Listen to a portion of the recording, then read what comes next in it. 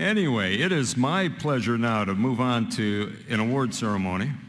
And I'm going to be giving the Voice of Reason Award to Art Robinson. Art Robinson is the reason many of us are in this room. If it wasn't for him, we wouldn't be here.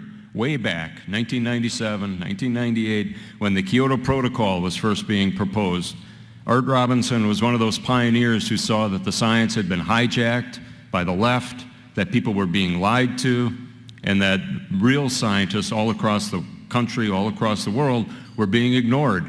That the fact that most scientists didn't believe that climate change was either man-made or was going to be a problem was being ignored and hidden by a small group of politically oriented scientists. So Dr. Robinson didn't just sit on the sidelines. He made a critical decision. He said, let's organize a petition that we can ask scientists to sign that says that we don't believe global warming is a crisis. And he hatched the petition project. It's a very short statement, and I'm going to read it to you in full. It says, we urge the United States government to reject the global warming agreement that was written in Kyoto, Japan in December 1997, and any other similar proposals.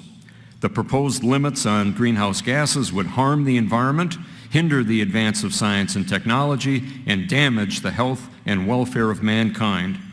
There is no convincing scientific evidence that human release of carbon dioxide, methane, or other greenhouse gases is causing or will in the foreseeable future cause catastrophic heating of the Earth's atmosphere and disruption of Earth's climate. Moreover, there is substantial scientific evidence that increases in atmospheric carbon dioxide produce many beneficial effects upon the natural plant and animal environments of the Earth, period. Signed by 31,000 scientists, over 9,000 of whom have PhDs.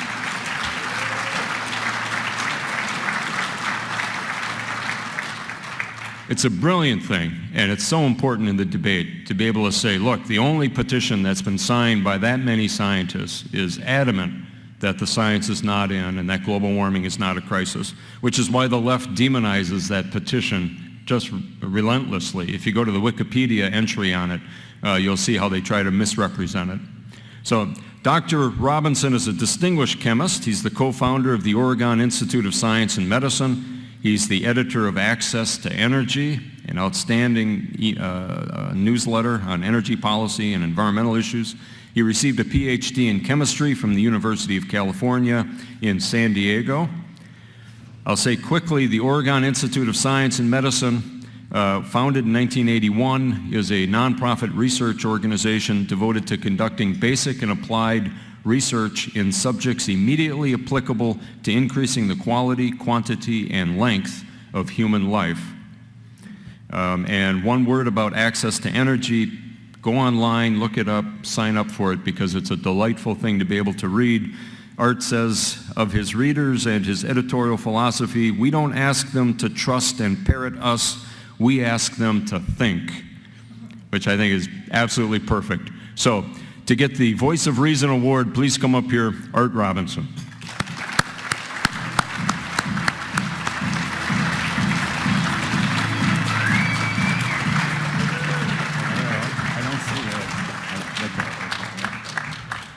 Thank you very much. You know, the greatest scientist who ever lived was Isaac Newton.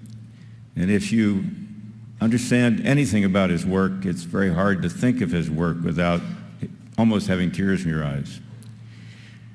Newton, and in Albert Einstein's terms, we can say Newton did this work. Einstein said he was privileged to do this work. But at the end of his life, this man, obviously our greatest scientist, said of himself this. He said, I do not know what I may appear to the world, but to myself, I'm just like a small boy playing by the seashore, occasionally noticing a more beautiful pebble or shell, while the great ocean of truth goes undiscovered before me. Now, those who have had an opportunity to live a life in the world of science that he and a very few others created have had the same experience. I've lived a life in biochemistry, and it's a wonderful life. Every now and then you chip off some small thing that you can understand and do it, Every now and then you have an opportunity to do something that may be a little more general, but not 1/100th% of what there is to know about biochemistry has been discovered today. It's the same as Isaac Newton's physics. And Roy Spencer's field, the same thing. He decided to spend a life in climate science, studying the atmosphere, the oceans, and so forth, and it's the same thing. And I understand the wonderful life that he has had in that.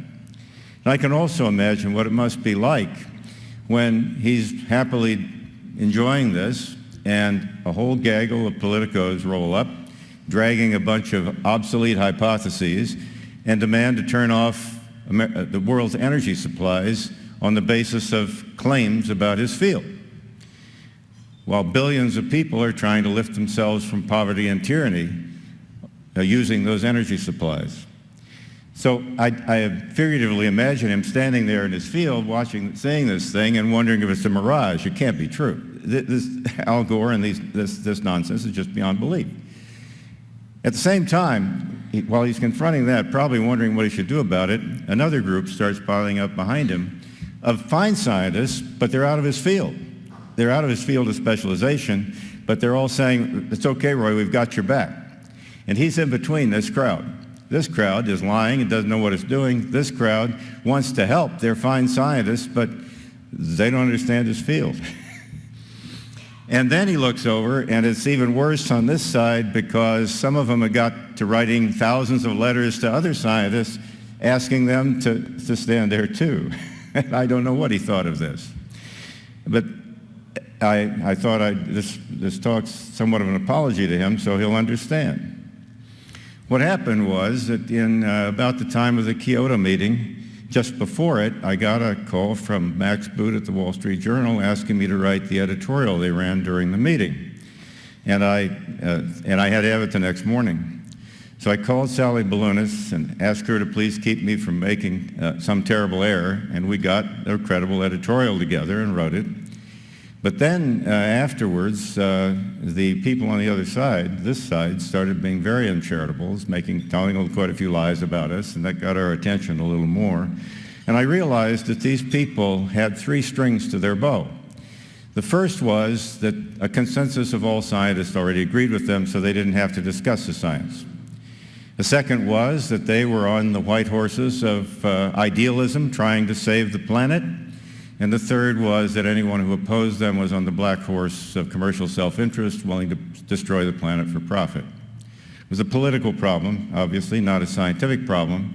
And I knew one thing, I knew their consensus wasn't true. So we thought that we would ask. You can't prove science by polling. It doesn't matter how many scientists sign up behind an idea. It has no merit with respect to whether the idea is true or false. But it did have merit in this. So we decided we'd circulate that petition. But the first problem we had was we didn't know enough about the subject to write a review article on it, and if we didn't send the scientists a thorough review article about the subject, they weren't going to sign. So we started a study, and first time it was a group of us doing it. The second time, Noah and I and our colleagues. And we had one tremendous benefit. We had Willie Soon. Willie Soon, I mentioned before, a couple days ago, is an American wild card. But he also is a certified genius. Willie, if you ask him a question about this subject, there's a little blur, and suddenly sitting in front of you is a pile of all the research papers, pro and con on the subject, everything you might need to know about it, and then you're reading for a few weeks, and then you ask him another question. So he helped us tremendously, and over a period of many months, we thought about it until we reached the conclusion that we knew enough to write a review article, and we did, and then with the help of Fred Seitz and many colleagues, Jane Orient, Jeremy Snavely, all kinds of people, many people in this room, and including the Readers of Access to Energy who supplied the money, we started circulating that petition. And it grew to about 17,000, and the second time to 31,000, and it would have been a lot larger. We just ran out of stamps. And it was done by a first-class mail handshake with each scientist at his known address. There was one bogus name on it, Ozone Action, which eventually became Greenpeace USA, basically forged one of these things and sent it in. And as soon as we found out about it, as soon as they started bragging, we took it off. And there were no others. There never has been another. They got much more active in the second time we circulated it, trying to put on bogus names. But Jeremy Snavely ran a project to vet every name very carefully, and it prevented it. Mickey Mouse is not on there. Donald Duck is not on there, all these claims. Perry Mason is on there because he's a PhD chemist that lives in Lubbock, Texas. If you have 31,000 names, of course, you can find some that are common. And I think it has proved useful, not in saying anything about the science of this subject, only in proving that they do not have a consensus.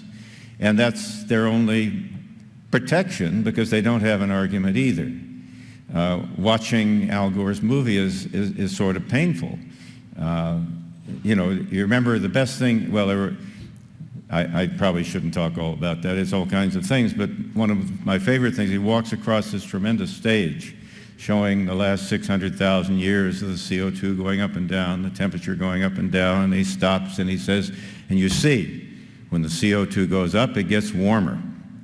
What he doesn't tell you is the vapor pressure of CO2 over seawater is temperature dependent, and they have to go up and down together, and if the data didn't look that way, we know the data was wrong, because it's thermodynamically impossible for them not to go up and down together. Anyway, the lies, the sea of lies has been incredible, and we've tried to be of help.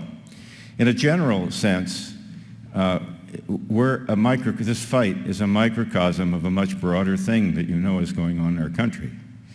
We are on a democratic playing field trying to save a constitutional republic. And these people are just one element of what's coming at the people of the United States. Our founders knew that democracy failed. All democracies in history have failed. They've all devolved to mob rule. And so they didn't give us one. They gave us a constitutional republic. But now too many people have taught us, or taught our people, that if 51% of us vote away the property of our neighbors, then that's okay. And that's wrong, and is inconsistent with our republic. No one knows whether we'll be successful this time. We have new tools. We can communicate with each other. And we have the internet, where now the truth and the lie can stand in competition, whereas before, if you, as Mark Twain said, never get in a fight with anybody who buys his ink by the barrel. And it used to be that if you bought your ink by the barrel, you could tell a lie and conceal the truth. That can't be done anymore. We live in a different world, a highly technological world, and maybe we'll be the exception. Maybe we can save our constitutional republic.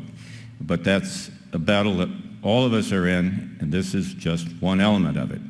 If they can take something as rigorous as science, something as beautiful as Isaac Newton created, and pervert it to the point where it can cause us to cause the deaths of billions of people by withdrawing their energy supplies, then we have failed. They've already stopped our nuclear energy. Now they want to stop our hydrocarbon energy. It's unbelievable. And all of us are in that fight. We haven't done, I don't think, we've worked hard in our own science. We've never made any discovery in climate science, but we wind up, these two groups that Roy Spencer had to deal with, this group is getting bigger and bigger and more alarmed, and they are more and more educating themselves about his field of specialization, and I hope they're helping. But that's where we are, and this is a battle we must win. And if the more you get into it, the more you are lied about, and you get kind of used to that, and you understand what these people are. That's about all I have to say about it. The petition proved that there was no consensus, and events later have proved more that there's no consensus.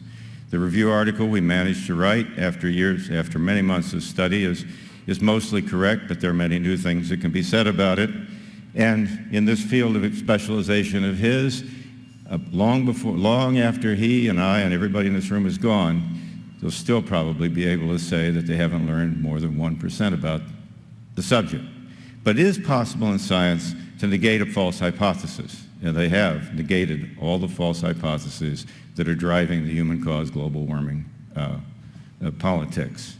So it's a privilege. I hope we helped.